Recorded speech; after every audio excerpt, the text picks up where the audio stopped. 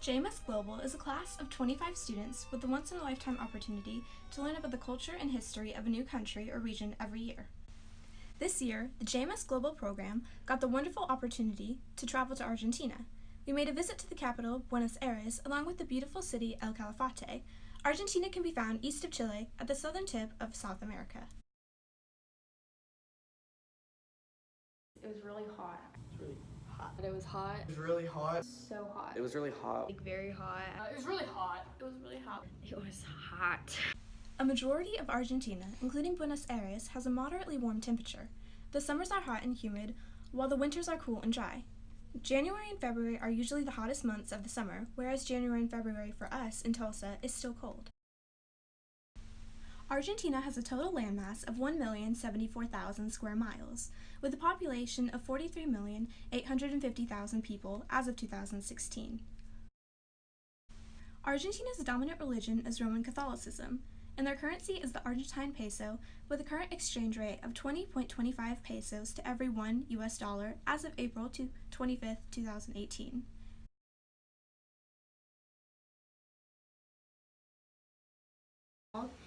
And we got KFC, and the guy, we were trying to order and he didn't understand us, and so they had to have like multiple people come like over to us and try to figure out what we were saying. I never knew what to order as far as food goes, so luckily we had Justin because he was our guy, and I was really scared that I was going to eat either meat or olives.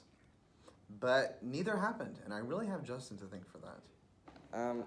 It was kind of difficult because a lot of us didn't really know Spanish, but luckily Justin was with us, and he speaks Spanish. I encountered a lot of challenges because whenever I was ordering stuff, specifically food, because I'm vegetarian, in the meat capital of the world, so interesting, you know? Specifically food though, because you have to like pre-order and like special order for vegetarians, so that was really interesting, and I'm really glad that we had Justin in our group who speaks Spanish, because I do not, like at all.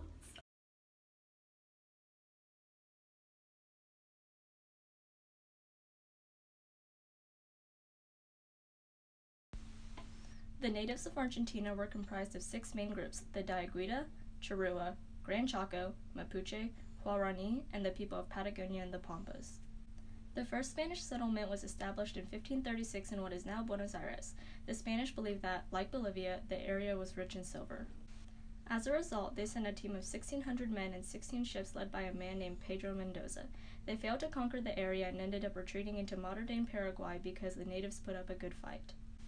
The area that is now Buenos Aires was settled for a second time in 1580.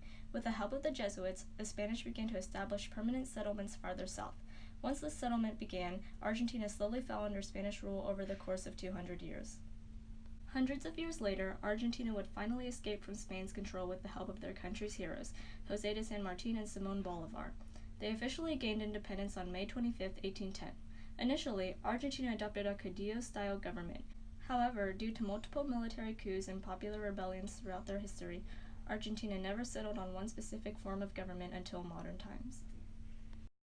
The current government of Argentina, set up much like the U.S. government, it features 3 branches: the executive, legislative, and judicial. They also follow a constitution which was passed in 1853. The president is often recognized as the most powerful politician in the Argentine government because they have the ability to declare war, draft their own bills, and suspend the constitution.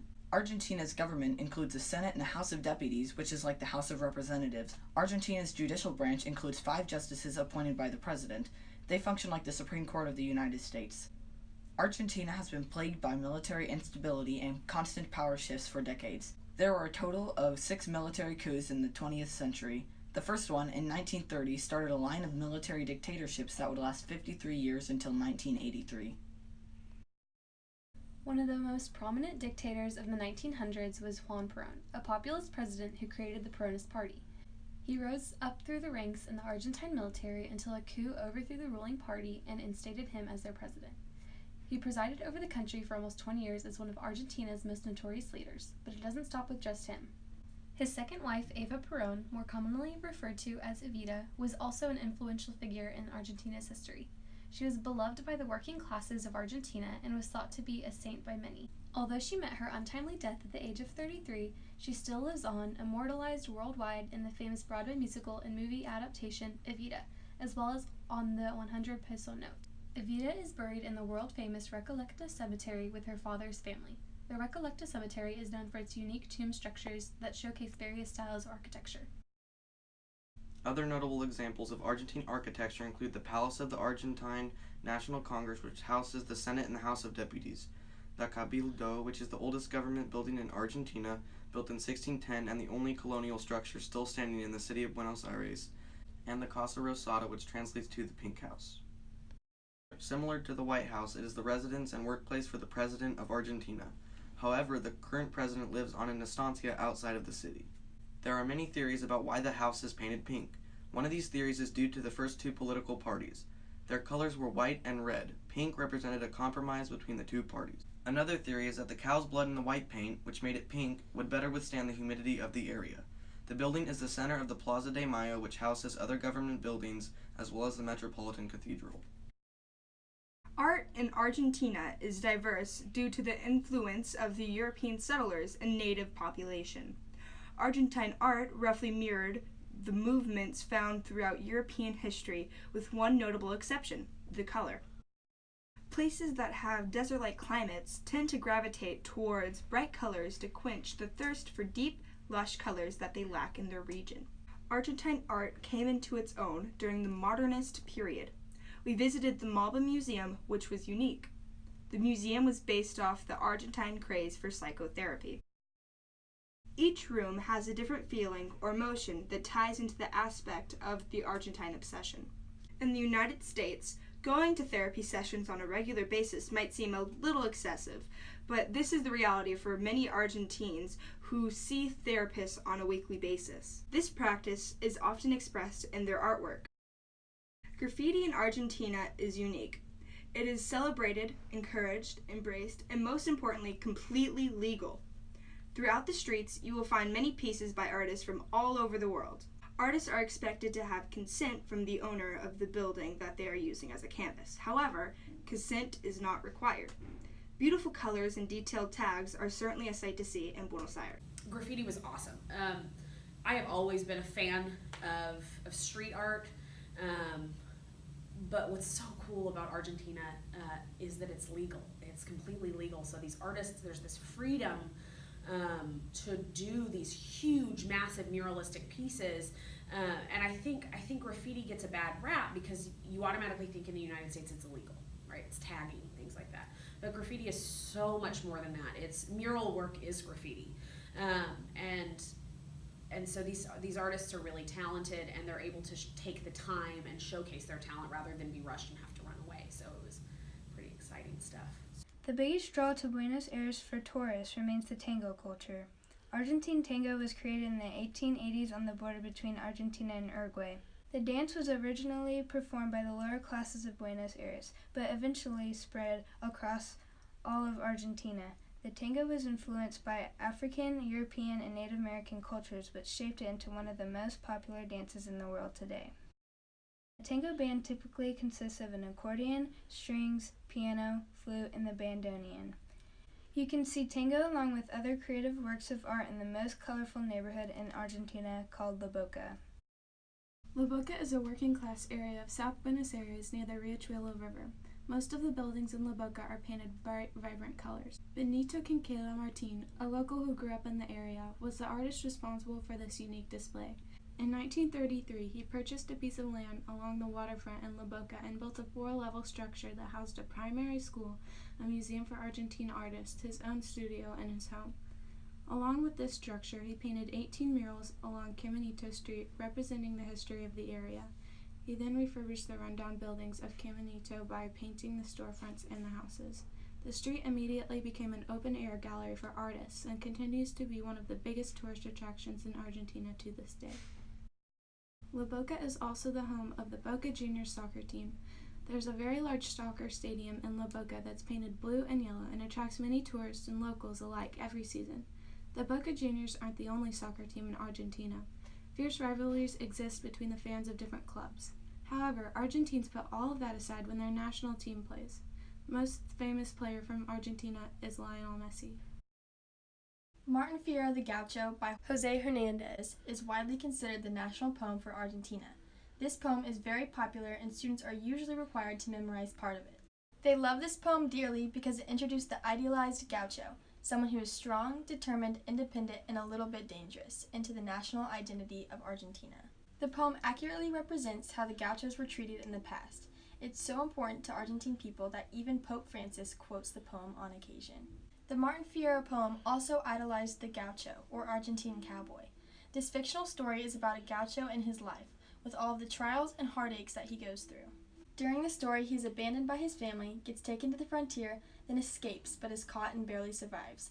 And by the end of the story, he is running away into the sunrise. The poem is set on the pampas, or plains, of Argentina.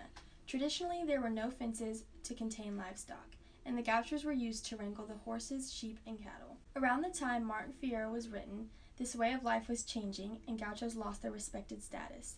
However, the idealized gaucho lifestyle never lost its appeal, and is still a major draw for tourists to this day. Estancias, or traditional gaucho-run ranches, are used both to produce leather, wool, and meat, as well as for tourist entertainment destinations.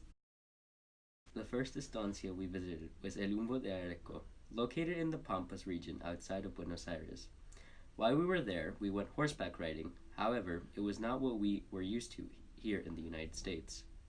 The first one that we visited outside Buenos Aires was in the Pampas. I think that's what the name of the region is.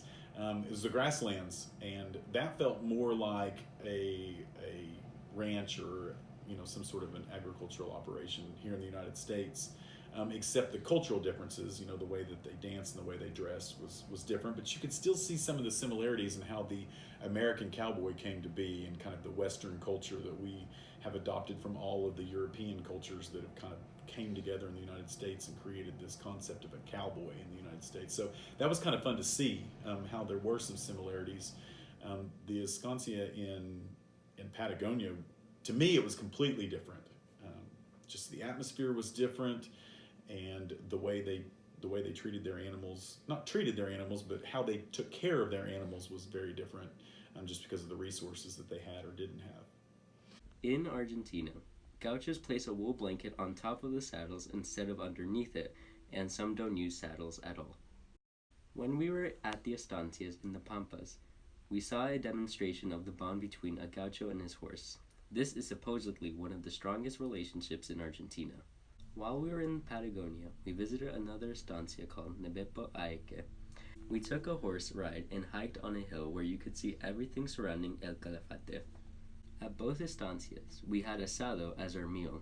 Asado is very similar to a barbecue where they cook multiple different meats and serve it to the people in smaller portions. They cooked us lamb, steak, chicken, chorizo, blood sausage, and pig intestines. At our estancia in Buenos Aires, the lamb was cooked in an asado al polo style, a form of cooking where the whole animal is stretched out above a fire. Meals in Argentina are fairly similar to meals in the United States. Breakfast typically consists of orange juice or coffee, yogurt, fruits, sandwich meats, or media lunas, which are croissant-like pastries. Breakfast in Argentina is normally eaten from any time between 7 to 10 a.m. Lunch and dinner in Argentina usually have the same food, such as empanadas, milanese, pizza, spaghetti, and steak. However, Argentines normally eat their meals differently from the United States. Pizza is very commonly eaten with green olives, meat is cooked with little to no seasoning, and ice in drinks is rare. Lunch is eaten around 2 p.m., and dinner is eaten much later at about 9 or 10 p.m. For dessert, most Argentines eat flan, a custard-like dessert with eggs, sugar, and milk. My least favorite meal was definitely the flan. Flan. I hated the flan. The flan. Flan. Yeah. A common drink in Argentina is mate, which is their national drink. It is a type of tea that only consists of mate leaves, water, and sometimes sugar. Friends and family members will get together at a house or park to talk about and drink mate together. The buildings in Buenos Aires are made out of gray or brown concrete, but often had colorful graffiti on them. In the poorer parts of Buenos Aires, the buildings were almost stacked on top of each other with up to 200 people in one building. In El Calafate, the buildings were much smaller and made out of material like wood. They were wider, shorter, and had slanted tilted roofs rather than tall, narrow buildings with flat roofs in Buenos Aires. Also, in Buenos Aires, buildings are decorated with stone statues and designs. Even the shopping malls are intricately structured and have beautiful artwork all over them. The glacier Perito Moreno Glacier has a total area of 96.53 square miles, and it's approximately 240 feet tall. It sits on Lago Argentino at the very bottom tip of Argentina. Temperatures on the glacier were definitely colder than usual, but not frigid.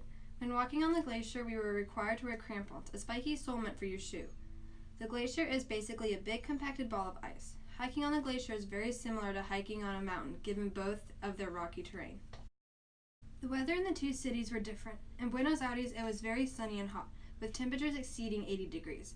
The temperature in El Calafate never got warmer than 70 degrees. It would be around 60 degrees in the morning and warm up during the day. Everything in El Calafate was much calmer and there was a constant breeze. El Calafate was also less populated than Buenos Aires. The streets in Buenos Aires were crowded and there was constant traffic. In El Calafate, the streets had very little cars and there weren't too many people on the sidewalks. In the end, although the US and Argentina are two different countries, they prove to be similar in some ways. Argentina is a very big and beautiful place with a lot of culture and history that differs from other countries. Argentina is not only special to the eyes of the world, but thanks to this program, us as a group.